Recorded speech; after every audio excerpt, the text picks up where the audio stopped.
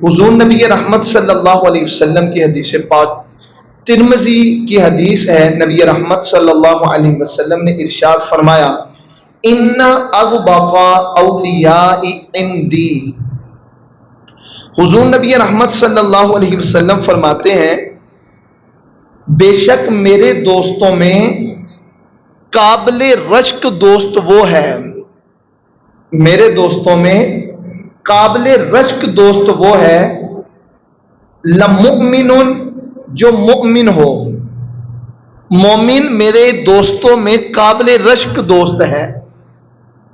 Number 2، خفیف الحاظی، کم سامان والا ہو، اس کا جو مال و متاع ہے یہ تھوڑا ہو، اس کے پاس جو چیزیں ہیں وہ کم ہوں۔ ذو حظ من الصلاۃ، وہ کثرت سے نماز پڑھنے والا ہو۔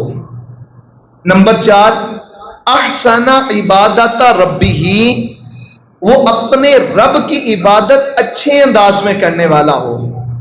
وَأَطَاعَهُ فِي السِّرِّ، 5ویں اس کی عادت یہ ہو کہ وہ بندہ تنہائی میں بھی اللہ رب العزت کی فرما برداری کرنے والا ہو۔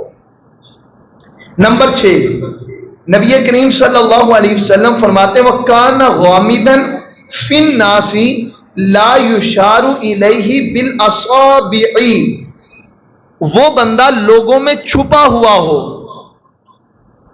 لوگ انگلیوں سے اس کی طرف اشارے نہ کرے، یعنی وہ بندہ مشہور و معروف نہ ہو، گمنام ہو۔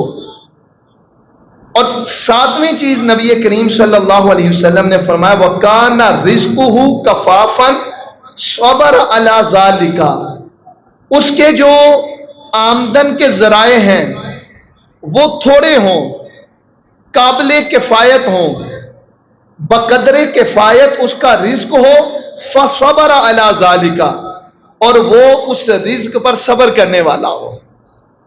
یہ 7 چیزیں نبی کریم صلی اللہ علیہ وسلم نے ارشاد فرمایا جس کے اندر یہ 7 عادات پائی جائیں وہ میرے دوستوں میں قابل رشک میرا دوست ہے۔ دیکھیں مختلف اعمال ہیں، مختلف نیکیاں ہیں، اور ان نیکیوں کی جو جزا ہے، جو انعام ہے، یہ بھی مختلف ہیں۔ کچھ کام ایسے ہیں کہ اگر وہ کام کیے جائیں تو بشارت یہ ملتی ہے کہ فلاں کام کرنے والے کو جنت میں داخلہ عطا کیا جائے گا۔ کچھ نیکیاں ایسی ہیں کہ جس کے کرنے پر یہ صلہ دیا جاتا ہے کہ فلاں کام کرنے والے کو جہنم کی آگ سے آزاد کر دیا جائے گا۔ کچھ کام ایسے ہیں جن کے کرنے پر رب کی رضا کی نوید سنائی جاتی ہے۔ کچھ کام ایسے ہیں کہ جن کے کرنے سے عذاب قبر میں تخفیف ہوتی ہے۔ کچھ کام ایسے ہیں کہ جن کے کرنے سے پل صراط سے بندہ آسانی سے گزر جاتا ہے۔ کچھ کام ایسے ہیں جن کے کرنے سے جہنم سے چھٹکارا ملتا ہے۔ کچھ کام ایسے ہیں کہ جن کے کرنے سے انعام میں جنت عطا کی جاتی ہے۔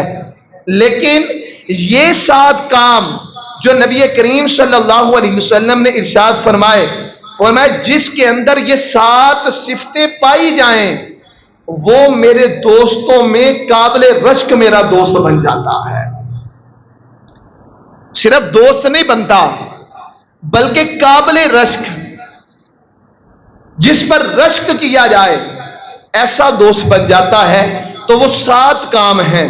نمبر 1 مومن ہو، نمبر 2 اس کا مال و متاع کم ہو، نمبر 3 کثرت سے نماز پڑھنے والا ہو، نمبر 4 اللہ رب العزت کی عبادت اچھے انداز سے کرنے والا ہو، نمبر 5 تنہائی میں بھی اللہ رب العزت کی فرما برداری کرے، نمبر 5 گمنام ہو، مشہور و معروف نہ ہو کہ لوگ چلتے ہوئے اسے کہیں وہ دیکھو فلاں بندہ جا رہا ہے، نمبر 6 وہ لوگوں میں مشہور نہ ہو، نمبر 7 وہ بندہ اللہ کے دیے ہوئے رزق پر راضی رہے۔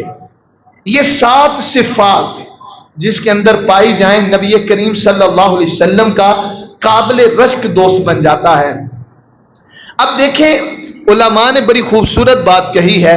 علماء فرماتے ہیں کہ جو نبی کریم صلی اللہ علیہ وسلم، حضور نبی رحمت صلی اللہ علیہ وسلم جسے اپنا دوست بنا لیتے ہیں، اللہ رب العزت اسے اپنا ولی بنا لیتا ہے۔ جس کو محبوب علیہ السلام اپنا دوست بنا لے، اللہ رب العزت اس کو اپنا ولی بنا لیتا ہے۔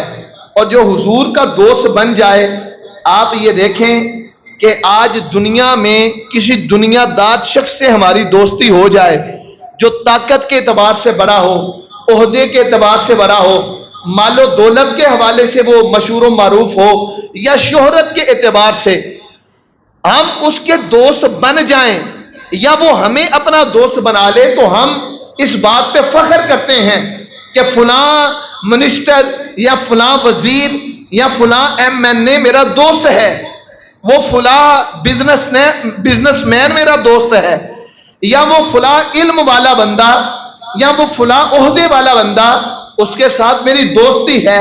آپ یہ دیکھیں وہ کتنا خوش نصیب ہے کہ جس کو مالک دو جہاں صلی اللہ علیہ وسلم اپنا دوست بنائے، امام الانبیاء جسے اپنی دوستی کا شرف عطا فرمائے، اس بندے کی شان و عظمت کا اندازہ کون لگا سکتا ہے؟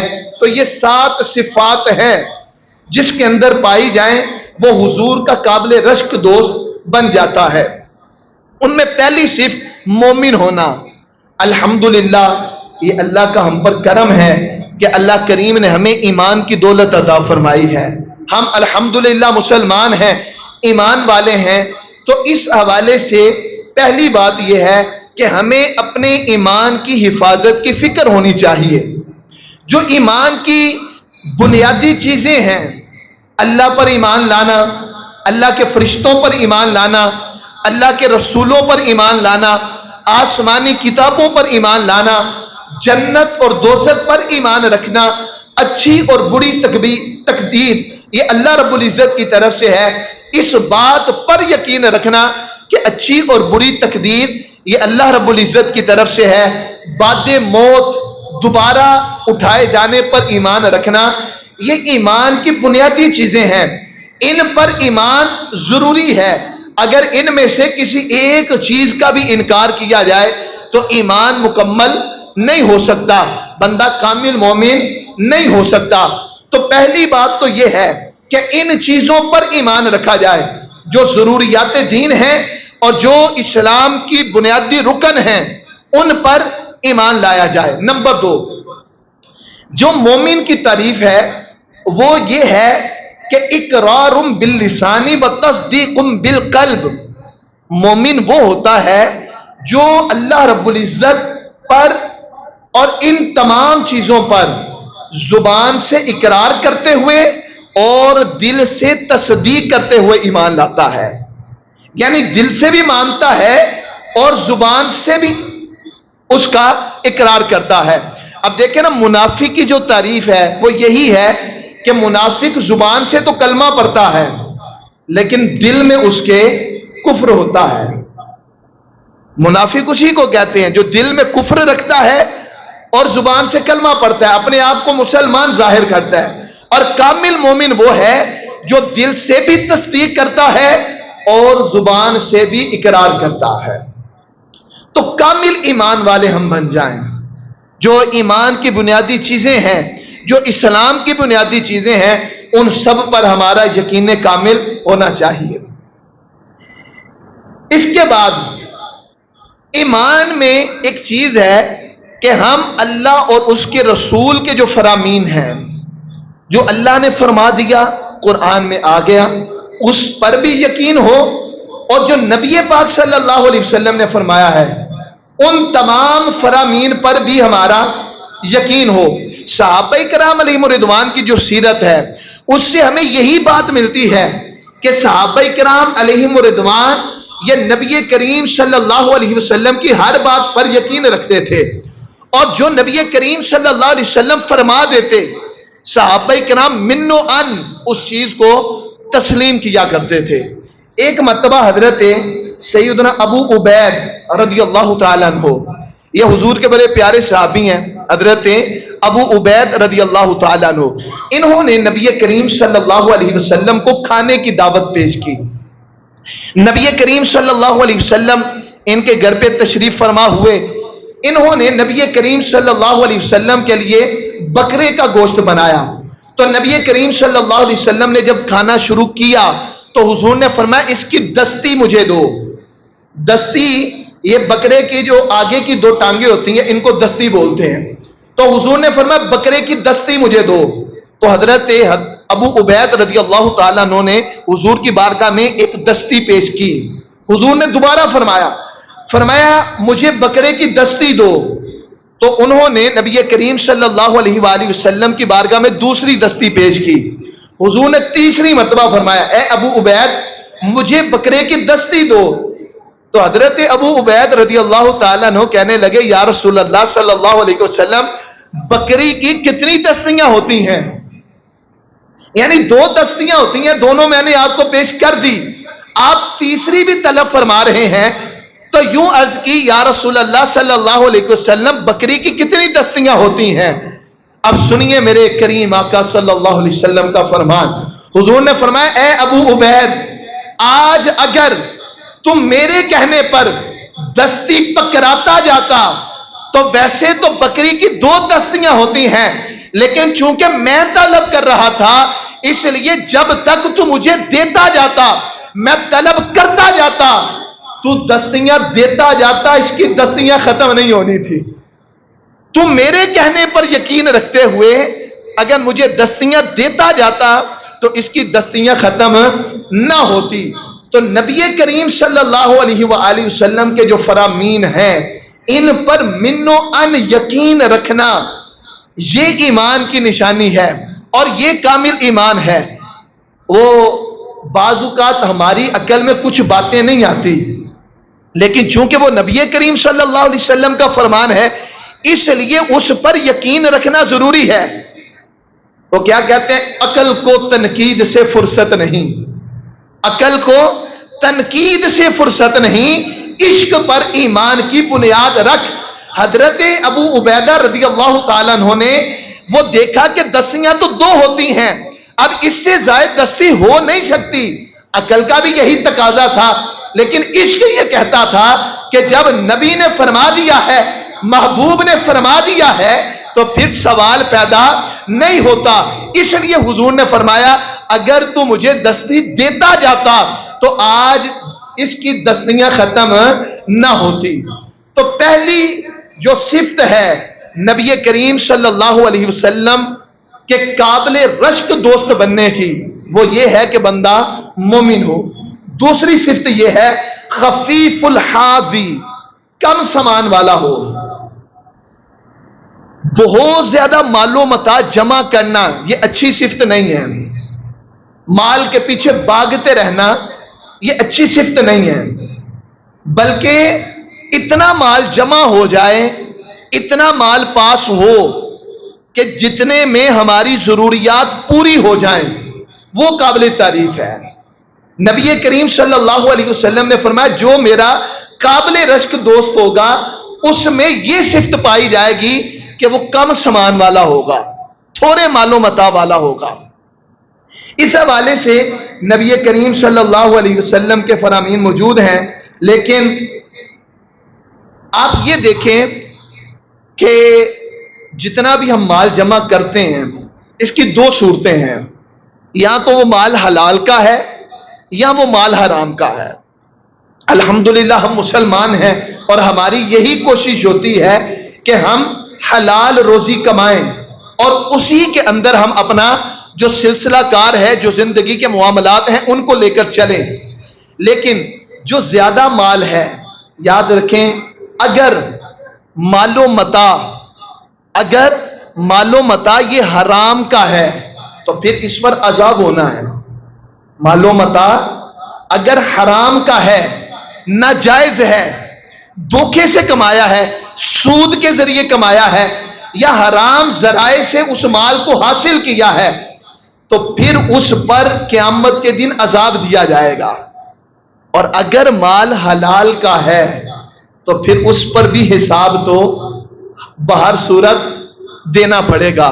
بزرگ فرماتے ہیں تم اس دنیا کے پیچھے کیوں بھاگتے ہو اور اس دنیا کے مال کے پیچھے کیوں بھاگتے ہو؟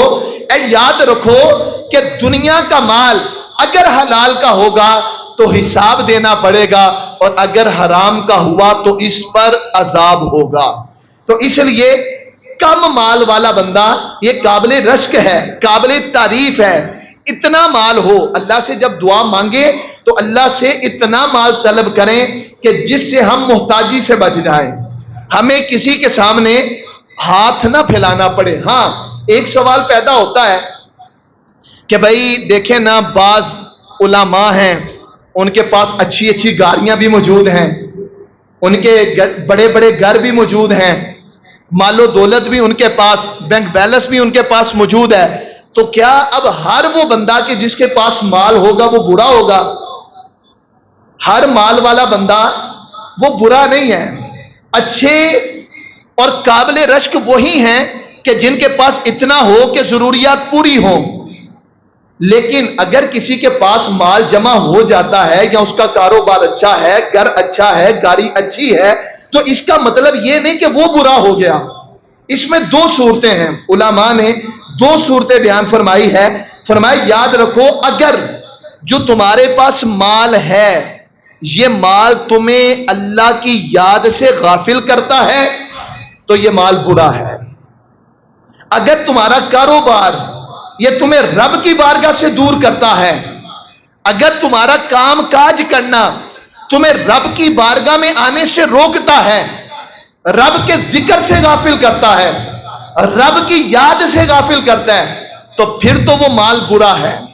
وہ چاہے پیسوں کی صورت میں ہو، کاروبار کی صورت میں ہو، چاہے وہ اولاد کی صورت میں ہو۔ قرآن پاک میں اللہ فرماتا ہے نا، تمہیں تمہارا مال اور تمہاری اولاد یہ ہلاکت میں نہ ڈال دے۔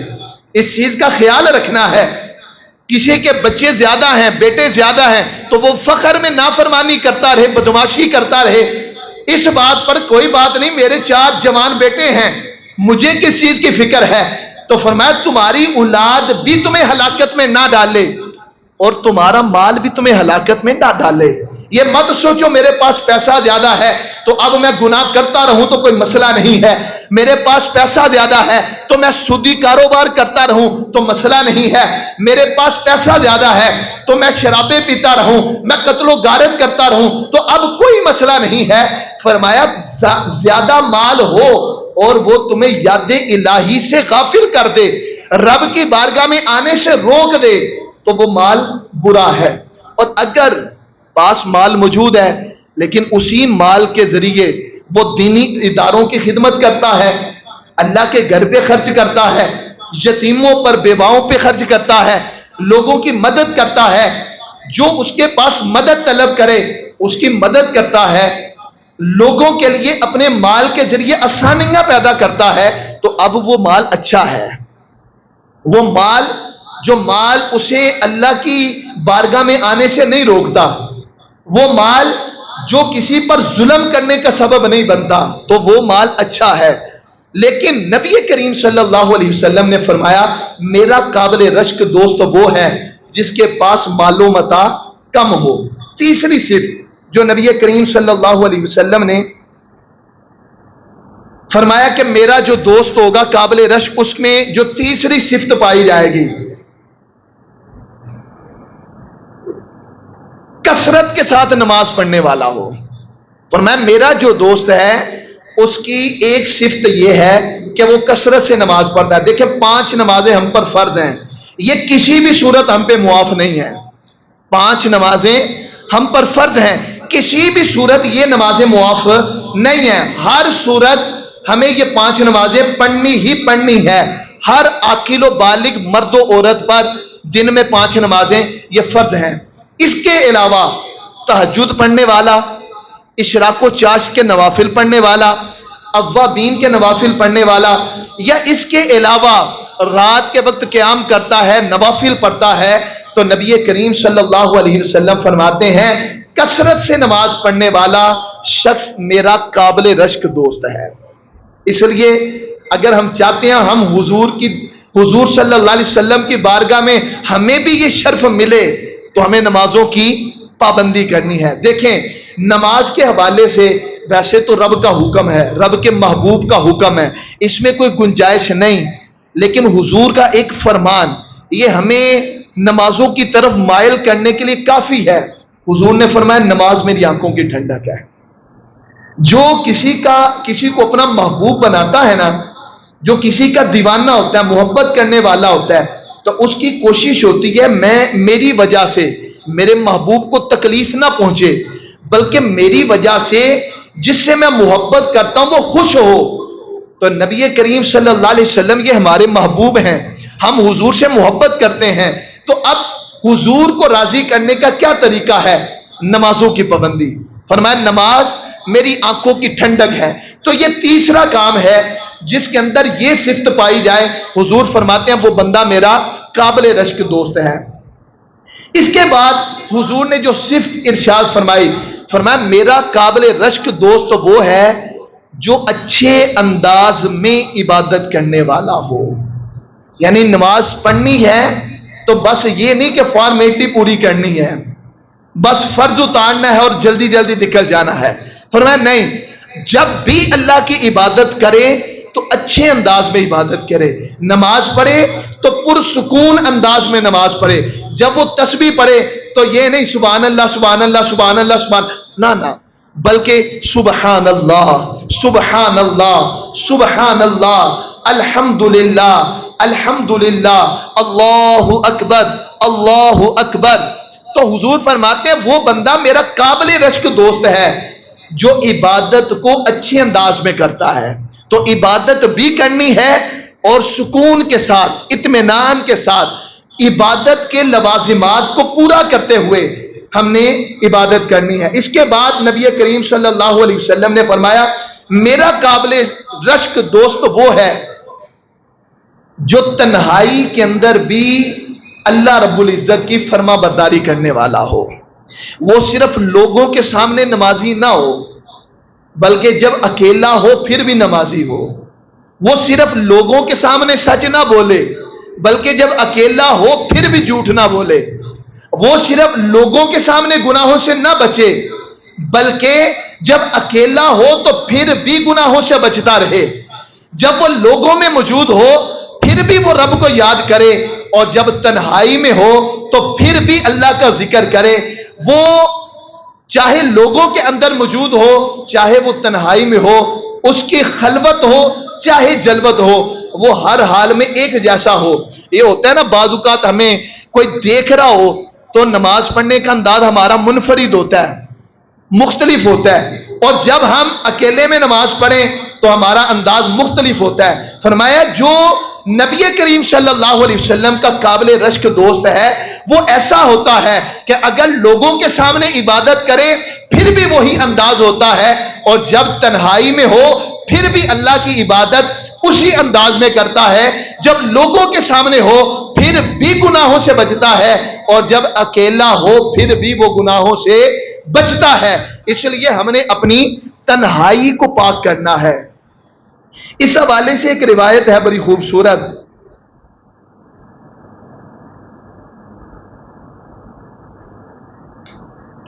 اللہ کے محبوب صلی اللہ علیہ وسلم نے ارشاد فرمایا، یہ شعب الایمان کے اندر یہ روایت ہے. حضور نبی کریم صلی اللہ علیہ وسلم نے فرمایا تم اللہ سے حیا ایسے کرو جیسے اپنے قبیلے کے نیک انسان سے حیا کرتے ہو. بھائی بعض اوقات ایسا ہوتا ہے یہ نوجوان آپس میں گالیاں دے رہے ہوتے ہیں یا گندی باتیں کر رہے ہوتے ہیں، ان کے پاس سے امام صاحب گزریں یا کوئی قاری صاحب گزریں یا کوئی بڑا شخص گزرے نا تو وہ کہتے ہیں یار خاموش ہو دو قاری صاحب گزر رہے ہیں. ٹھیک ہے، بعض اوقات یہ حیا پائی جاتی ہے ہمارے معاشرے میں کہ امام مسجد کو دیکھ کر، کسی بڑے کو دیکھ کر، کسی نیک انسان کو دیکھ کر، کوئی برا کام کرنے والا شخص جب دیکھتا ہے کہ وہ معزز شخصیت گزر رہی ہے تو وہ برے کام سے بچ جاتا ہے، رک جاتا ہے.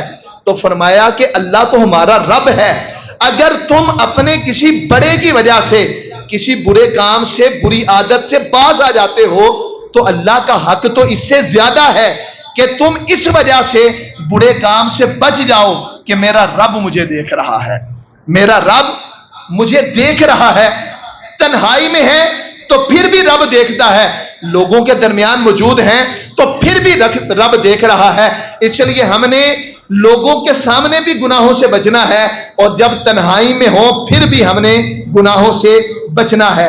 اس کے بعد جو نبی کریم صلی اللہ علیہ وسلم نے خوبصورت صفت بتائی ہے نا، یہ تھوڑی ڈیفرنٹ ہے، اور اس حوالے سے ہر بندے میں یہ شوق پایا جاتا ہے۔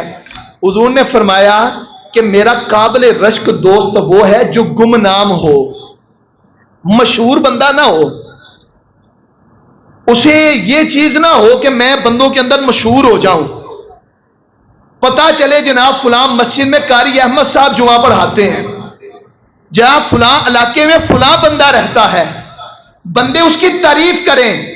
یہ ہر بندے کی خواہش ہوتی ہے کہ اس کے بارے میں اچھا گمان رکھا جائے، لوگ اسے اچھا سمجھیں، لیکن ایک شہرت ہوتی ہے کہ میرے نام کے نعرے لگیں، میری واہ واہ کی جائے۔ تو اس بارے میں حضور نے فرمایا کہ میرا جو دوست ہے نا، اور قابل رشک دوست ہے، وہ بندہ ہے کہ جو لوگوں کے درمیان چھپا ہوا ہے، جس کو کوئی نہیں جانتا۔